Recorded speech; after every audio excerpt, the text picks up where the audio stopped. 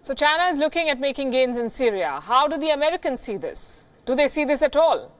Yes, they do. A Pentagon report raised alarms over China's deepening defense involvement in the region a few months back. It said China is trying to sideline the Americans in their traditional arms market. This report tells you more. 7 days, and the equations in West Asia have already changed. Trump's order to pull out the US troops from northeast Syria has left a huge void in the region.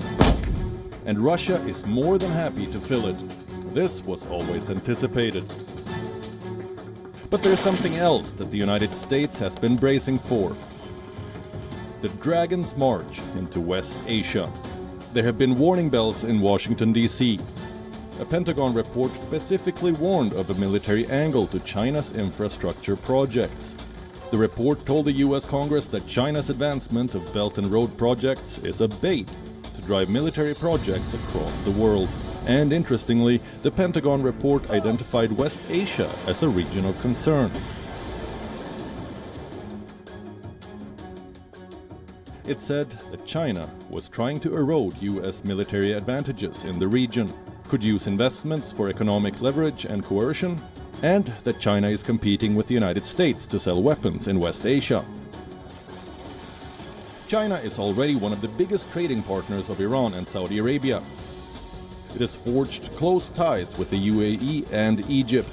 In 2016, China's investment in the Arab world stood at $26 billion. In comparison, America had invested barely $7 billion. The first casualty of this will be the dollar. There are reports of Saudi Arabia planning to sell China oil in the renminbi. Welcome to the Petro-Yuan. Trump's foreign policy has dealt a double whammy to the US in West Asia. Russia has the diplomatic control. China has the economic leverage. With Beijing, economy is a precursor to step up military influence. America is worried. What about Russia? I'm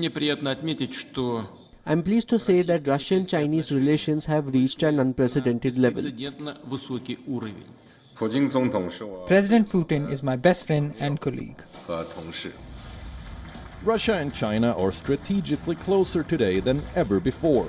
It's a symbiotic relationship. China does not challenge Russia's authority over the oil markets.